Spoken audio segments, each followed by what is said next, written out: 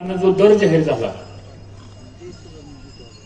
आणि तो उच्चांकी दर झाल्यामुळं या सगळ्या परिसरातल्या शेतकरी, सभासद, कामगार, जोडणी वाहतूकदार, इथं आमची बैलगाडी वाहन मुकदम सुद्धा दिसत आहेत मला इथं सगळे. या सगळ्यांनी ठरवलं की एक असा छोटा सत्काराचा कार्यक्रम करायचा आणि म्हणून या कार्यक्रमासाठी उपस्थित असलेले, ज्यांनी आताच आपल्यावर उपस्थित असलेले आपल्या नीरा भीमा कारखान्याचे माजी चेअरमन, आमचे ज्येष्ठ सहकारी लालासाहेब पवार, राजवर्धन, करमोळगी कारखानाचे उपस्थित सर्व सन्मान्य संचालक, नीरा भीमाचे व्हाईस चेअरमन आणि सर्व उपस्थित सहकारी संचालक, भाऊंच्या बरोबर खांद्याला खांदा लावून काम करणारे भागवत भाऊ भुजबळ असतील, गोलक भाऊ असतील, रंगातात्या देवकाते असतील, अशी कितीतरी जुनी माणसं आज इथं साक्षीदार आहेत. ते सर्व आमचे ज्येष्ठ श्रेष्ठ सर्व सभासद, इंदापूर अर्बन बँकेचे चेअरमन, व्हाईस चेअरमन, इंदापूर तालुका शिक्षण प्रसारक मंडळाचे आमचे सर्व सचिव, वकील साहेब असतील, कोठारी वकील साहेब असतील, त्याचबरोबर दूध संघाचे आमचे चेअरमन उत्तमरावजी जाधव, व्हाईस चेअरमन विक्रम आणि सर्व त्यांचे संचालक, त्याचबरोबर वाहतूक संस्थेचे चेअरमन सुरेश मेहर, तानाजीराव नाईक, सगळे उपस्थित. आपण सर्वांनी टाकली. 2012 ते 2014 पर्यंत काही अडचण नव्हती, कारण आपण राज्य सरकारमध्ये एका महत्वाच्या पदावर आपण काम करत होतो. त्यावेळेस खूप संघर्ष झाला, त्यावेळेस खूप अडचणी निर्माण झाल्या. मोठे भाऊ असताना डिस्टिलरी उभा करताना अडचण झाली. मोठे भाऊ असताना खासगी कारखाना सहकारामध्ये करताना सुद्धा भाग भांडवल देण्यामध्ये सुद्धा अडचण निर्माण झाली. गव्हर्नमेंट गॅरंटी देण्यामध्ये सुद्धा अडचण निर्माण झाली. पण त्यावेळेस शंकरराव चव्हाण राज्याचे मुख्यमंत्री झाले आणि मग तो प्रस्ताव आला, तो पण तो झाला नाही. आणि 95 साली तुम्ही मला आमदार म्हणून निवडून दिलं. आणि मला आठवतंय की दुसऱ्या का तिसऱ्या कॅबिनेट मीटिंग मध्ये हसू अडवाणी हे राज्याचे त्या काळामध्ये अर्थमंत्री होते, गोपीनाथ मुंडे साहेब राज्याचे उपमुख्यमंत्री होते आणि आज दुर्दैवानं मनोज जोशी साहेब नाहीत आपल्यामध्ये, ते राज्याचे मुख्यमंत्री होते.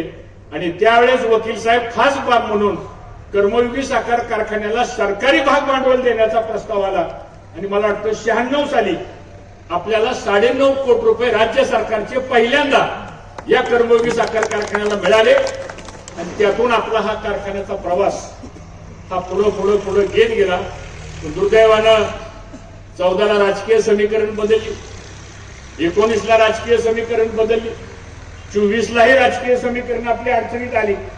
आणि मग 11-12 वर्ष कुठलाही राजकीय आपल्याला आश्रय नसताना सुद्धा हा कारखाना ठीक आहे अडचणीतून चालवत आपण गेलो.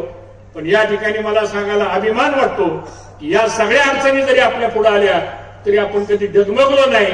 पण या सगळ्या टीका सहन केल्या, आपण सगळ्याचे आरोप प्रत्यारोप आपण सहन केले. पण आजचा दिवस या 12 वर्षाच्या तपश्चर्यावरती खऱ्या अर्थानं आज शेतकऱ्यांच्या जीवनामध्ये आर्थिक परिवर्तन आलंय, याचा आनंद आज मला मनापासून या ठिकाणी झालेला आहे. हृदय भरून येत आहे. शेवटी आयुष्यामध्ये माणसं काही पैसे घेऊन वर जाणार नाही, काही संपत्ती घेऊन कोण जाणार नाही. पण ज्यांनी म्हणून आम्हाला टार्गेट केलं, ज्यांनी म्हणून आमच्यावर टीका केली, ज्यांनी म्हणून आमच्यावर नाहीचे आरोप केले, सांगतो तुम्हाला. अहो, एक तर महाभाग असे म्हणायचे म्हणजे हे बंद पाडलं आणि हर्षवर्धन पाटलांनी खासगी कारखान्याला उभा केला. तर एवढं नॉलेज नाही ह्यांना. इथला कारखाना बंद पाडला आणि काय दुर्दैवानं माणसं सुरासूर मिसळायची, सांगतो ना. सगळा अन्याय आम्ही सहन केला. पण आज मी आपल्याला अभिमानानं सांगतो, पुणे जिल्ह्यामध्ये विक्रमी दर देण्याचं काम बोत्रे पाटील आपण केलं. आपल्या मनापासून आज या ठिकाणी अभिनंदन. परिस्थिती बदलती माणसाची, सांगतो हा. कधी कोणावर अशी दुजापानाची वागणूक या ठिकाणी करू नये. एवढा त्रास या मागच्या 10-12 वर्षाच्या काळामध्ये झाला. ज्याचा ऊस नाही तो तर सगळ्यात पुढून आमच्या विरोधात बोलायचा पहिल्यांदा. आता निलेशने तर भाषण केलं की तसं काय म्हणजे निलेशच कारखाना चालवतो. मी तर राजू शेट्टीला म्हणलं तुलाच एक कारखाना देतो चालवायला, तू चालव का. गमतीचा भाग सोडा, ठीक आहे, मागणी केली पाहिजे. काही लोकांचं म्हणणं आहे की शेतकऱ्याचे सगळेच प्रश्न कारखान्यांनी सोडवले पाहिजे. शक्य आहे का बाबा? शेवटी शेतकरी अडचणीत आमचाही ऊस जातो, इथं कोण ऊसवाला नाही सांगा, हे पण शेतकरीच आहेत बोत्रे पाटील सुद्धा. एक शेतकऱ्याचा मुलगा पुणे जिल्ह्यातल्या मांडवगण फराटासारख्या एका छोट्या गावामध्ये अतिशय प्रतिकूल परिस्थितीमध्ये संसार प्रपंच केला, कष्ट केलं, जिद्द बाळगली, शेतकऱ्याचं हित डोळ्यासमोर ठेवलं आणि बघता बघता आज 20-21 कारखाने एक बोत्रे पाटील परिवार चालवतोय.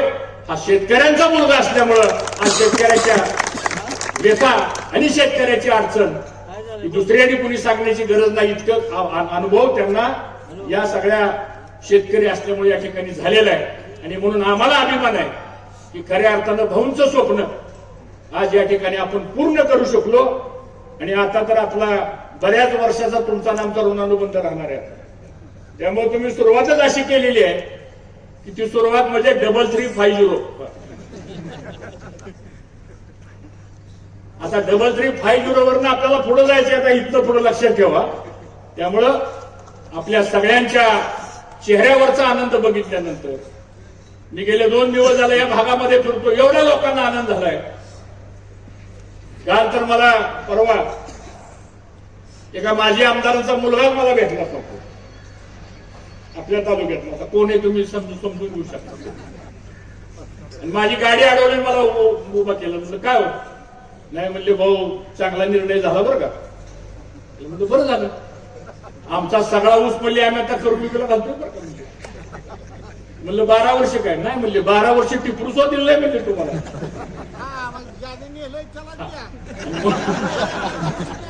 त्याच्यावर येतो मी जरा. आणि म्हणून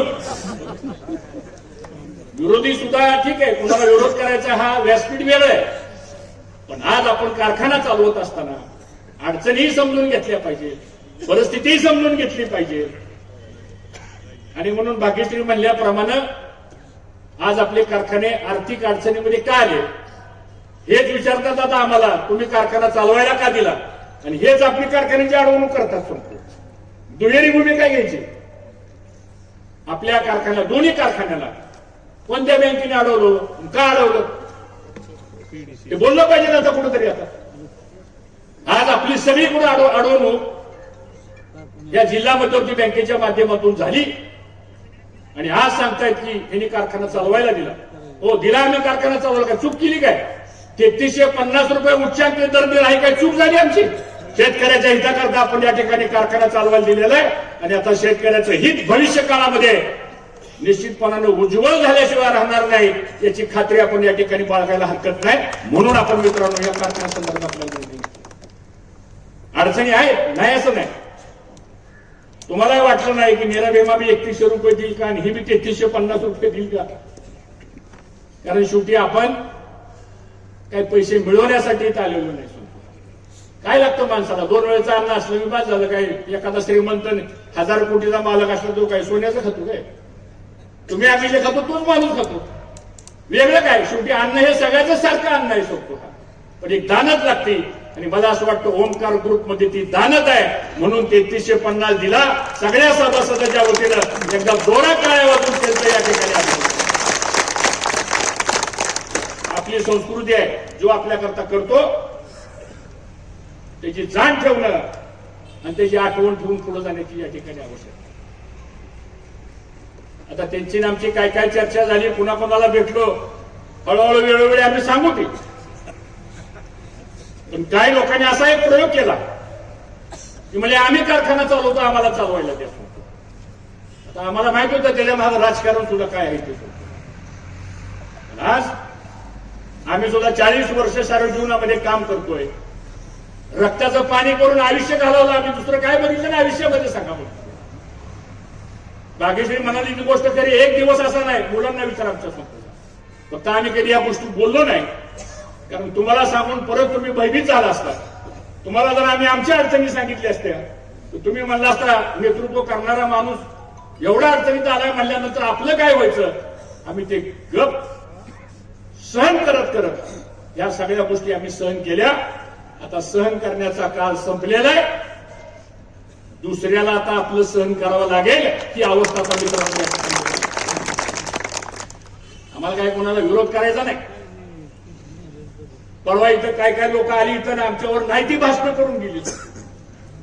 ठीक आहे, हे व्यासपीठ नाही बोलायचं, पण काय गोष्टीचा खुलासा सुद्धा करणं या ठिकाणी आवश्यकता आहे. यांचा ना आमचा अग्रीमेंट होता ना 28 रुपयाचा विषय ठरला होता आपला, बरोबर आहे का नाही? मी त्यांना फोन केला, पुण्यामध्ये भेटलो. मी म्हणलं बोत्रे पाटील एक अडचण आहे. ते म्हणले काय भाऊ? म्हणलं दिवाळीला 100 रुपये द्यावं लागतील. ते म्हणले होते आपल्याला बसणार नाही कधी.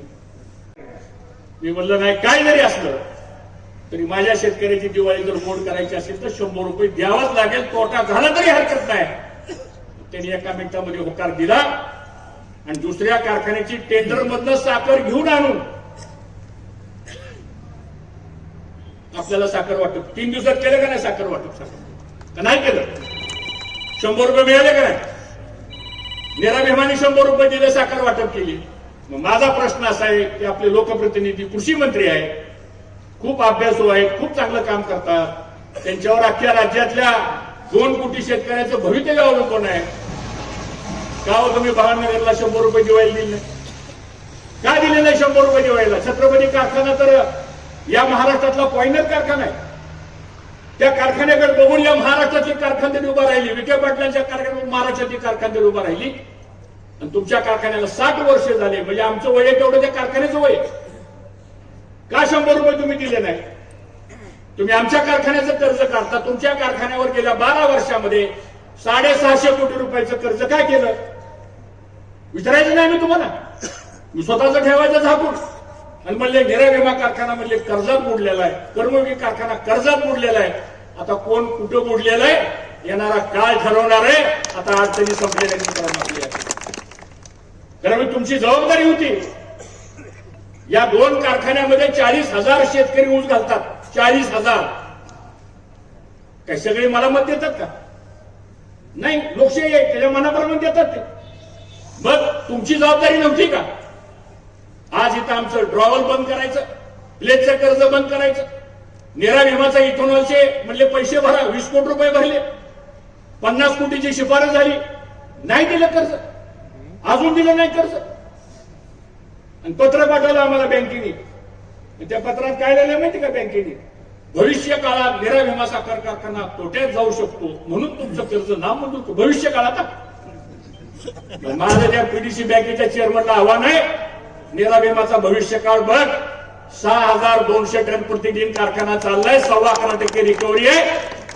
ते भविष्यकाळ आहे. हा भविष्यकाळ आहे. तुमच्या सगळ्या बँका आम्ही चालवल्या, आम्ही उभ्या केल्या त्या बँका. तुम्ही नंतर त्या बँकेचे मालक झालाय. कोणती मदत केली बँकेने सांगा मला तुम्ही? तुमचं 11% आणि 12% व्याज आहे, कधी वाटलं नाही तुम्हाला? शेतकऱ्याची बँक आहे. 2 संचालक आहेत आपले बावळ्या भागातले. 2 संचालक बिनविरोध जातात. आम्ही बिनविरोध केले त्यांना 3 वेळा. तुमची जबाबदारी नाही का? असा ठराव झाला नाही जिल्हा बँकेमध्ये? जर एनसीडीसी जर 8%नी प्लेजला कर्ज देत असेल, स्टेट बँक ऑफ इंडिया जर 8%नी कर्ज देत असेल पीक कर्जाला, तर का जिल्हा मध्यवर्ती बँक 11%, 11.5% या ठिकाणी व्याज लावती का? तुम्हाला विचारणार नाही कुणी? हो, आता आम्ही जाब विचारू तुम्हाला. बँक आमची आहे, तुमची बँक नाही. या शेतकऱ्यांनी कष्ट करून ती बँक उभा केलेली आहे. काय बँकेची मदत आहे आपल्याला सांगतो का? मी सगळं अडवायचं. आता मागं लागलेत, प्रस्ताव द्या, आम्ही विचार करतो. निरुपया लागले संपतो.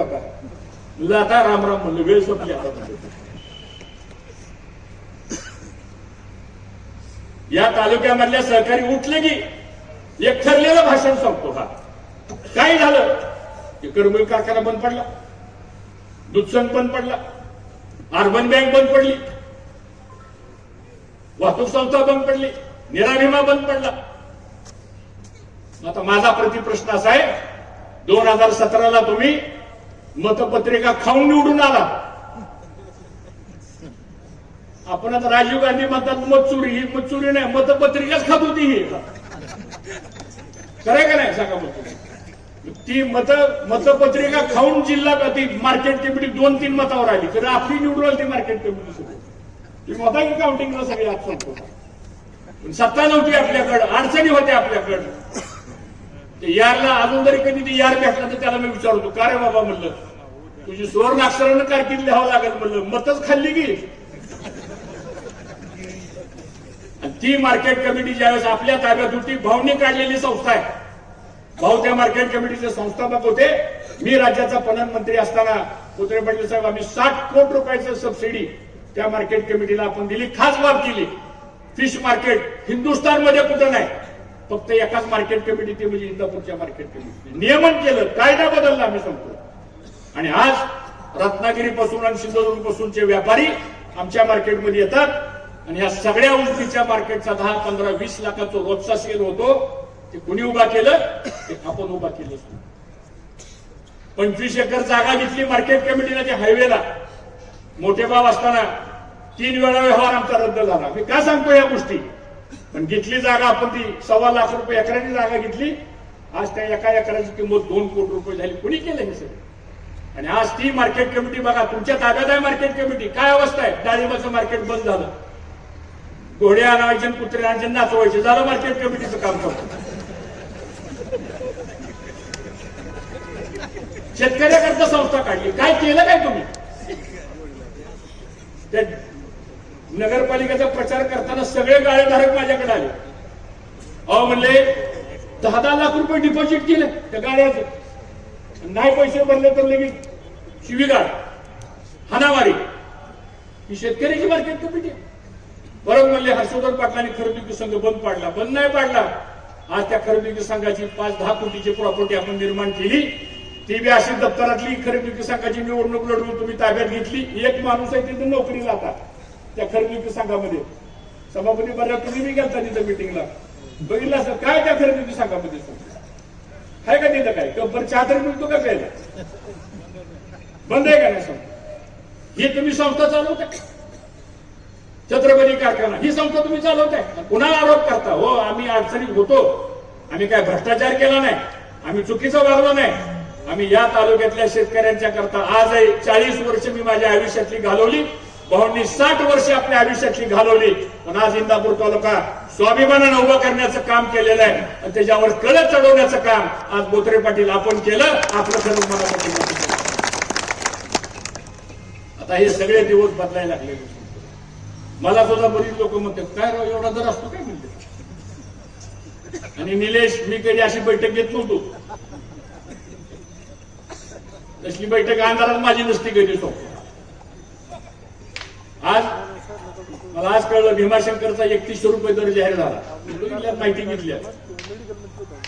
हा 3350 रुपये आज तुम्हाला मित्रांनो दर दिलेला आहे. आता तुमची पण जबाबदारी अधिक आहे.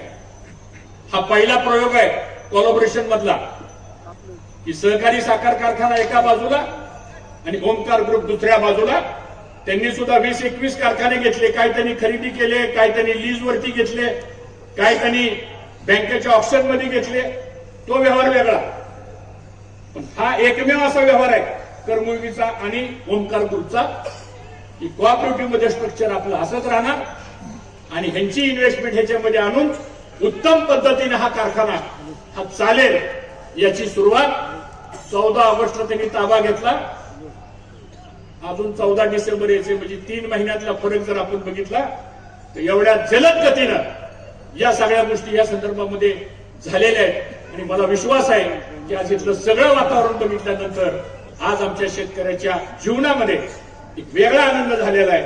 आणि मला असं वाटतं पहिल्यांदा असा दर दिल्यामुळे सत्काराचा योग इथं आला शकतो तुम्हाला. नाहीतर आमचा योग असा असायचा वामनराव काय भाऊ पुढचं बिल कधी मिळेल, एक जण हळू म्हणायचा मिळेल का नाही मिळेल. ठीक आहे, आम्ही संयमानं शांततेनं कुणी काय जरी बोललो समजू ना. कारखाना बंद झाल्यानंतर आमच्या दोन्ही तिन्ही पीएचे फोन आला कोणाचा, बिल कधी जमा होणार. ठीक आहे, तोही दिवस आपण बघितले पण आपण कधी महाग हटलो नाही. मी आज आपल्याला सांगतो जीवात जीव असेपर्यंत या भागातल्या शेतकऱ्याचा एक नया पैसा सुद्धा अडचणीच्या काळामध्ये आपण ठेवला नाही. आणि आता तर काळ बदललेला आहे. भविष्यामध्ये अधिकचे 2 पैसे आपल्याला कसे मिळतील या दृष्टीने आपण प्रयत्न करणार आहोत. हे मला आपल्या सर्वांना या ठिकाणी मुद्दाम सांगायचे. आणि म्हणून मी जास्त वेळ आपला घेणार नाही मित्रांनो, कारण आज एक वेगळा कार्यक्रम इथं आयोजित केलाय आपण. खरं म्हणजे बोत्रे पाटील यांचा जो काही ग्रुप आहे त्याची माहिती सुद्धा आपण घेण्याची आवश्यकता आहे. त्यांचा राजकारणाशी काही संबंध नाही. बऱ्याच वेळा लोकांना प्रश्न पडतो, मला या अगोदर प्रश्न पडायचा की ही एवढे 20-22 कारखाने कसे काय चालवतात. पण त्यांचं साधं आणि सोपं गणित आहे. ते गणित असं आहे की पहिला त्यांचं तत्व असं आहे की हा व्यवसाय करायचा. व्यवसाय करायचा म्हणल्यानंतर काही भूमिका मांडावं लागतात संपूर्ण. दुसरी भूमिका त्यांची अशी आहे की काटकसरीनं हा व्यवसाय चालला पाहिजे. तिसरी भूमिका अशी आहे की आपली नाळ शेतकऱ्याशी जोडल्या गेलेली आहे. त्यामुळे शेतकऱ्याचा विश्वास या उद्योगामध्ये आपल्यापासून फटता कामा नये. तो विश्वास कायम दृढ झाला पाहिजे, ही त्यांची तिसरी भूमिका आहे. आणि चौथी भूमिका अशी आहे की ज्या कारखान्यामधून जे काय उत्पन्न तयार होईल, माझं व्याज आणि ते जरी बाजूला गेलं, तेवढं जरी गेलं तर शिल्लक राहिलेलं, माझी अपेक्षा काय नाही, ते शिल्लक राहिलेलं अधिकचं 2 पैशाचं माप ते तुमच्या पदरात कसं टाकता येईल आपल्याला, ही त्यांची या संदर्भातली भूमिका आहे. अशा साध्या सोप्या लॉजिकवर ते मला म्हणले मी हे सगळा उद्योग चालवतो. खरंच म्हणजे तुम्हाला मानावं लागेल सांगतो. हा माणूस कधी जास्त काय बोलत नाही, पण एवढ्या सगळ्या कारखान्यामध्ये लक्ष ठेवणं म्हणजे त्यांनी जर ठरवलं 21 कारखान्यावर जाऊन यायचं म्हणलं तर सीझन बंद झाला तरी त्यांचा राऊंड पुरा व्हायचा नाही. पण जिद्द आहे, चिकाटी आहे. कुठेतरी शेतकऱ्याच्या कुटुंबामध्ये जन्म घेतलेला असल्यामुळं कदाचित काहीतरी आपल्याला शेतकऱ्याचं देणं लागत असेल कुठेतरी आपल्या पूर्वजन्मीच्या ह्याच्यामध्ये. त्या भावनेत आज ही मंडळी पुढे आलेली आहेत. आणि म्हणून आपल्या जिल्ह्यामध्ये आपल्या शेजारच्या तालुक्यातला एक शेतकऱ्याचा मुलगा यांनी हा कारखाना चांगल्या पद्धतीने चालवावा, अशा प्रकारचा प्रयत्न या ठिकाणी आपण सुरू केलेला आहे. आज आपल्या कारखान्यामध्ये 2-3 गोष्टी अडचणीच्या झाल्या. एक, वेळ कमी मिळाल्यामुळं 10-15 दिवस आपले कारखाना सुरू करायला लागले. त्यामुळं आपल्याकडचे 5 बॉयलर आहेत, त्यातला एक बॉयलर तर आपण कधी 10-12 वर्षात लाईनवर घेतला नव्हता. तो त्यांना दुरुस्त करावा लागला. तो दुरुस्त करण्याकरता म्हणून लागणारं मटेरियल मिळत नव्हतं, कारण त्या जुन्या साईज होत्या सगळ्या. कधीतरी 1932 आणि 1942चा फ्रॉस्टरचा बॉयलर, त्याचे पार्ट्स मिळत नव्हते. पण तेही त्यांनी जॉब वर्क करून मेहनत करून मागच्या 2 दिवसापूर्वी तो बॉयलर सुद्धा लाईनवर आला. अजून इन हाऊस साठी एक 3 मेगावॉटचं टर्बाईनचं काम राहिले, ते आज उद्या मला वाटतं पूर्ण होईल. आणि ते झाल्यानंतर आजपासून आजच 8,300 टन क्रशिंग झाले. त्यामुळे आता उद्यापासून आपला कारखाना 9,000 प्लस नी चालायला कुठलीही अडचण राहिली नाही, हे मला या ठिकाणी सांगायचं. त्यामुळे आता प्लॅन्ट सुसूती झाला. तुम्ही आता हे झालं नुसतं एक बघून या. आपलं बगॅस सेव्हिंग किती आहे माहितीये का? माहिती घेतली का आपण? काय 12% बगॅस सेव्हिंग आता. म्हणजे 2 लाख टन क्रशिंग आता होईल. आता यार्डामध्ये जवळजवळ 25 का 28,000 टन बगॅस शिल्लक आहे. जर 12 लाख टन झालं तर 1.5 लाख मेट्रिक टन बगॅस आपल्याकडे शिल्लक राहील. म्हणजे बगॅस ठेवायचा पुढे सुभाषा प्रश्न आहे. आता सगळं तेच आहे, पण कुठल्या तरी गोष्टीला एक योग लागतो. आणि मला असं वाटतं तो सुवर्ण योग आता आपल्याला आलेला आहे. त्यामुळे आता प्रत्येकाच्या कुटुंबामध्ये आनंदाचे दिवस आता आल्याशिवाय राहणार नाहीत, ही अवस्था आता या संदर्भातली मित्रांनो निर्माण झालेली आहे. आणि म्हणून आपली जबाबदारी काय? आता मला सारखे शेतकऱ्यांचे फोन येतात, अहो सांगा शेतकीला वाहनं टाका. इथं वाहनच 15,000 टनाची आवक येते. माझी सगळ्यांना हात जोडून विनंती सगळ्याला सांगतो, पाणी आहे. आता ऊस कोणाचाही राहणार नाही, सगळ्याचा ऊस जाणार आहे. अजिबात चिंता करू नका. त्यामुळं आता बऱ्याच लोकांनी टुडी बंद केल्यात बाहेरच्या कारखान्याच्या. वाहनं इकडे डायव्हर्ट व्हायला लागलेली आहेत. कारखाना जर 9,000 टनांनी चालला तर 6-6.5 टनाचा बॅलन्स राहील. एक शिफ्ट आपली 3,000नी चालेल, म्हणजे दुप्पट बॅलन्स राहील. जास्त बॅलन्स राहणं सुद्धा उशिरा राहिला तर रिकव्हरी परिणाम होईल. रिकव्हरी परिणाम झाला तर मग 3350चा आकडा कसा गाठायचा हाही प्रश्न परत आपल्या पुढे येईल. हे सगळं अर्थकारण जे आहे ते थोडं आपण समजून घेतलं पाहिजे. आणि मला असं वाटतं सगळ्यांनी एक खून गाठ बाळा. आम्ही दोघंही तुम्हाला ग्वाही देतो, एकाचंही टिपरू शेतात राहणार नाही. सगळं गाळप झाल्याशिवाय कारखाना बंद होणार नाही. बरोबर आहे का? लक्षात आहे ना? आता उगाच बाकीच्या गोष्टीची अडचण करू नका. बाहेर ऊस घातल्यावर काय काय त्रास होतो मी सांगायची गरज नाही. 12 वर्षाचा अनुभव तुमच्या नजरेला आहे. त्यामुळे आता व्यवस्थित सगळं झालंय. थोडं हा सीझन जर आपण 12 लाखाचा केला विथ प्रॉपर रिझल्ट आपण केले तर पुढच्या वर्षी मात्र आपण 15 लाख टनापर्यंत सुद्धा गाळप केल्याशिवाय राहायचं नाही, हे उद्दिष्ट सुद्धा आपल्याला पाळावं लागणार आहे. आणि त्याच पद्धतीनं निरावेमा कारखाना आणि कर्मयोगी कारखाना त्याचं कार्यक्षेत्र वेगळं आहे, पण दोन्ही कारखान्याचं नियोजन एक चांगल्या पद्धतीने आपण करतोय. अजून 1 वर्ष 2 वर्ष आपल्याला अजून अशीच मेहनत घ्यावी लागेल. एकदा का हे सगळं सेट व्यवस्थित झालं मग मात्र काही अडचण कुणाची येणार नाही. हळूहळू सगळं कॉम्प्युटरायझेशन होईल. सगळ्या तुडीचा प्रोग्राम, हार्वेस्टिंगचा प्रोग्राम, नोंदीचा प्रोग्राम, हे सगळं जे आहे हे आता नव्या पद्धतीने आपल्याला करावं लागेल. कामगारही सगळे आतले चांगलं काम करतायत. तर ह्या सगळ्या गोष्टी आपल्याला या पुढच्या काळामध्ये सुद्धा आपल्याला खूप चांगल्या पद्धतीनं पुढे जाण्याची आवश्यकता आहे, हे मला या निमित्तानं आपल्या सर्वांना सांगायचं. आता आपले पगार जर बघितले 2 कारखान्याचे, इथला पगार 1,70,00,000 1,50,00,000 रुपये साधारणतः महिन्याला होतोय आणि निरावेमाचा पगार साधारणतः 1 कोटी रुपये होतोय. दोन्ही कारखान्याचे पगार 2.5-3 कोटीच्या दरात होतो दोन्ही कारखान्याचे. मला काल छत्रपती कारखान्याचे चेअरमन भेटले, कालच भेटले मला. माणूस खरंच चांगला आहे बापू बरं का, पण आता काय झालंय 22 वर्ष ज्याला बाजूला केलं ह्यांनी पाक धो धुतलं सगळं आणि आता बापूच्या गळ्यात घातलं होतं. मला म्हणले बापू, मला म्हणले नामदार साहेब आमचा पगार 3.5 कोटी आहे म्हणले महिन्याला. दुसरे पाटील 3.5 कोटी रुपये महिना छत्रपतीचा पगार. मी म्हणले एवढा? अहो म्हणले 850 माणसं कामाला लावलेत म्हणले आमच्या महाभागाने. 850 माणसं. आता अशा जर तुम्ही राज्याचं नेतृत्व करणारी माणसं जर अशी वागायला लागली, संस्था, शेतकरी, याचं काय भवितव्य काय राहणार आहे याचं सांगा मला तुम्ही. आणि म्हणून आज आपण ह्या सगळ्या गोष्टी बारकाईनं, काटकसरीनं, शेवटी बघा म्हणजे आमचं तर दोघांचं असं ठरलंय, काय जरी असलं तर दराच्या बाबतीत कॉम्प्रोमाइज करायचं नाही. बरोबर आहे का? ऊसाचा दर हा कायमच आपल्या कारखान्याचा. आता या वहिनीचाही पायगुण चांगला दिसतोय मला वाटतं कुत्रे पाटलाच्या विषयी. तिकडे चेअरमन झाल्यात आमच्या मंडळीत त्यांचाही पायगुण मला दिसतो. काय कळलं नाही समजू तुम्ही आता काय केलं दोघींनी मला काय माहित नाही समजू, पण चांगली गोष्ट आहे. त्यामुळे आता हळूच कुसबुज आहे. निरागमाचं काय होतं तिकडे 3100 इकडे 3350 अशी हाच कुसबुज काहीतरी. बापू कुठे? बापूचं कसं असतं माहिती का, स्वतःला बोलायचं असतं, दुसऱ्याने असं असं म्हणलं असं बापू म्हणतात. ठीक आहे करू, तिथं बी मार्ग काढू आपण, काय काळजी करू नका. शेवटी ह्या सगळ्या संस्था शेतकऱ्यांच्या हिताकरता चांगल्या चालल्या पाहिजेत. कालच मी नागपूरला होतो, मग अशी आता राजू बोलला, मी नागपूरला गेलो. काय गेलो नागपूरला? कारण मला दिल्लीवरून निरोप आला की राज्य सरकारची शिफारस झाली पाहिजे. म्हणून काल देवेंद्र फडणवीस साहेबांना एक पत्र दिलं, एकनाथ शिंदेना एक पत्र दिलं. अजितदादाला भेटायला गेलो पण ते आलते इकडे निघून पुण्याला कुठेतरी, त्यामुळे त्याची माझी भेटच झाली नाही. तर त्यांचं मी पत्र तयार केलं आणि पत्रामध्ये 3च गोष्टी लिहिल्या. राज्य सरकारने केंद्र सरकारला MSP 41 रुपयाची शिफारस राज्य सरकारने करावी, ती मुख्यमंत्र्यांनी मान्य केली. आता आपली शिफारस राज्याची.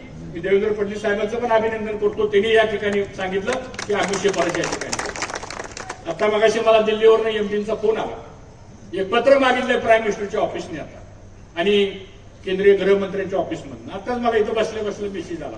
उद्या सकाळी त्यांना एक पत्राची कॉपी जाईल. आणि आम्ही अशी मागणी केली, दुसरी मागणी अशी केली की इथेनॉल जे आहे त्या इथेनॉलचे दर तुम्ही 2-3 वर्ष वाढवले नाही. तुम्ही फक्त सी मोलॅसिसचे दर वाढवले, तुम्ही बी हेवी मोलॅसिसचे दर वाढवले नाही, तुम्ही सिरप आणि ज्यूस इथेनॉलचे दर वाढवले नाही. ते दर वाढवा. कारण आमच्या डोक्यात आता ही 3350चा कसा हिशोब पुरा करायचा आहे हे डोक्यात आहे गणित आपल्याला. नाही तर उद्या तेच वाट्यात गेले म्हणजे पुन्हा आपली पंचायत व्हायची. कसं तरी एवढा अब्दून कसं तरी आता रोळा घालली गाडी आपण. त्यामुळं सगळी सोंग करता येतात पण ते सोंग करता येत नाही आपल्याला. तो एक मार्ग आपण त्या ठिकाणी काढलाय. तिसरा मुद्दा, को जनरेशनला आपल्या कारखान्याला 6 रुपये 93 पैसे मिळणार आहेत त्या वर्षी युनिटला. नेरा विमाला सुद्धा 6 रुपये 93 पैसे मिळणार आहेत. कारण अजून 1 वर्ष मी सहकार मंत्री असताना जे करार केले होते 2012-14ला, त्याचा फायदा कसा होतो बघा. आज राज्य सरकारची पॉलिसी 4 रुपये 50 पैशाची आहे, आपल्याला 6 रुपये 93 पैसे मिळणार आहे. आम्ही त्याच्यामध्ये अशी मागणी केली की 1.5 रुपया पर युनिट राज्य सरकारने आम्हाला अनुदान द्यावं त्या प्रोजन करता. त्याला देवेंद्र फडणवीस साहेब म्हणजे ठीक आहे, मी या अधिवेशन संपल्यानंतर कॅबिनेटमध्ये चर्चा करून मार्ग काढतो. सांगण्याचा उद्देश असा आहे. आता दुसरं एक पत्र मागितलंय केंद्र सरकारने की इथेनॉलला अजून 50 कोटीला परवानगी वाढवून देईल. ते पत्र आता इस्मा असेल, आयजॅक असेल, नॅशनल फेडरेशन असेल. हे का सांगतो मी, शेवटी ह्या पॉलिसी दिल्लीमध्ये ठरतात आणि तिथं जर आपण योग्य मागणी नाही केली तर मग उद्या आपला हा धंदा सुद्धा उद्योग सुद्धा अडचणीमध्ये येऊ शकतो. आणि म्हणून 50 कोटी लिटर इथेनॉलला अधिकची मागणी आपण करतोय. आणि आता 15 लाखाचा जो कोटा दिला एक्सपोर्टला तो अजून 10 लाखांनी वाढवावा, असे जे प्रॅक्टिकल मुद्दे. आणि त्याच्यामध्ये राज्य केंद्र सरकारला कुठलाही आर्थिक भार नाही ह्याच्यामध्ये, फक्त ऍडमिनिस्ट्रेटिव्ह निर्णय करायचा. उद्या जर 31चा MSP 41 केले तर केंद्र सरकारला 1 रुपया द्यावा लागणार नाही. मार्केट आमचं आपोआप त्या ठिकाणी एस्टॅब्लिश होईल. किंबहुना हाय ते मार्केट 37 रुपयाची तरी आमचं स्टेबल राहायचं. ते का सांगतो मी, शेवटी हा उद्योग 99.9% हा केंद्र सरकारच्या नियंत्रणामधला हा उद्योग आहे. आणि म्हणून अशा पद्धतीने आपल्याला त्या सगळ्या गोष्टी मित्रांनो आपल्याला पुढे जायचंय. आणि हे सगळं करत असताना येणाऱ्या भविष्य काळामध्ये कुठेतरी आपल्याला या सगळ्या साखर उद्योगाला न्याय प्राप्त देऊन देण्याची भूमिका आपल्याला या ठिकाणी करावं लागेल. आता आपल्या भागामध्ये मध्ये केळीची लागवड फार वाढली, ड्रॅगन फ्रूटची लागवड वाढली, डाळिंबाची लागवड वाढली, द्राक्षाची लागवड वाढली. आता यावर्षी मला आपल्याला आव्हान करायचंय, ज्याला जे करायचे फळबागा ते करा, त्याबद्दल आमचं काही दुमत नाही. पण जेवढं क्षेत्र आपल्याकडे शिल्लक असेल ना, आता ऊस लागवडीच्या भागाला लागा सोडतो. जेवढं क्षेत्र मोकळं असेल तिथं ऊस लावा, फक्त वरचा भाग मोकळा सोडा आपला. बाकी जिथं असेल तिथं कांदा दाबा, काय हरकत नाही. त्याचं कारण असं आहे की आता या पद्धतीने आपली कारखानदारी चालल्यानंतर चांगला भाव मिळेल, 2 पैसे शाश्वत आपल्या याच्यामध्ये येतील आणि त्यातून आपल्याला नव्या पुढच्या पिढीला सुद्धा एक चांगलं शिक्षण, चांगली घरं, नव्या पिढीला मुलांचं चांगलं संगोपन, शेवटी ह्यातनं ह्या सगळ्या गोष्टी घडतात. अहो आता तुम्ही बोत्रे पाटील हा दर दिलाय ना, निराभिमानी दर दिलाय. इंदापूरची बाजारपेठ बघा कशी चालली आहे. बघा 1 वर्षानंतर इंदापूरची बाजारपेठ कोणत्या लेवलला जाते बघा तुम्हाला. त्याचं कारण असं आहे, शेवटी आर्थिक परिवर्तन या सगळ्या बाबतीमध्ये आपल्याला करावं लागेल. आणि म्हणून ऊसाचं क्षेत्र वाढवा. ऊसतोडीचा प्रोग्राम जरी थोडा विलंब झाला तरी संयम बाळगा.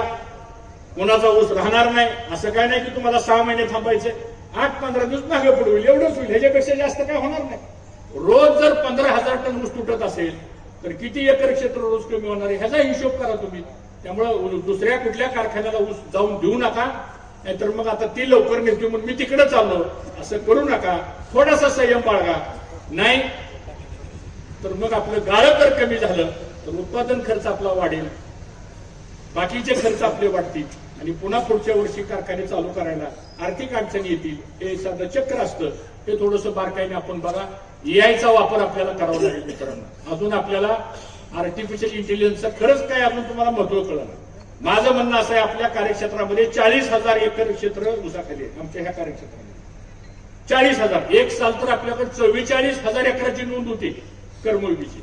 पण ठीक आहे, आता आम्ही 40,000 एकरच म्हणतो. पण 40,000 एकरामध्ये जर 10 टन ऊस आपण जर वाढवला तर 4 लाख टन ऊस आपला वाढतो. हा एक क्षेत्रामध्ये बरं कसं होतो. आणि तुम्हाला पण 10 टनाचे पैसे जास्त मिळतील. आणि म्हणून कमीत कमी क्षेत्रामध्ये जास्तीत जास्त उत्पादन कसं घेता येईल आपल्याला, हा जर प्रयोग आपण केला, इकडे 40,000 आणि तिकडे 20,000, 60,000 एकर ऊस, याचं आपण कॉम्प्रिहेन्सिव्ह प्लॅनिंग आपण करू. आणि येणाऱ्या पुढच्या काळामध्ये अजून ह्यापेक्षा आपल्याला जर महाराष्ट्रामध्ये नंबर 1चा दर द्यायचा असेल आपल्याला, तर आपली रिकव्हरी 12.5च्या पुढं ती न्यावीच लागणार आहे आपल्याला. आणि मला विश्वास आहे की तशा पद्धतीचा प्रयत्न आपला ह्या माध्यमातून होईल, अशा प्रकारची खात्री बाळगतो. आज पुन्हा एकदा इथं आपण सर्वजण आला.